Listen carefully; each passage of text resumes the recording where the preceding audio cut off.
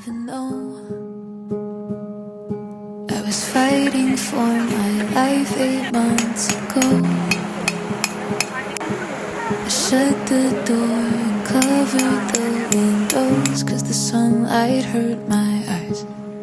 I couldn't even go outside for so long. You couldn't tell, but the inside of my head was a living hell. I tried my best explaining how it felt, but nobody ever understood. Doctor said that everything looks good, so I blamed myself. I don't think I'd ever been so long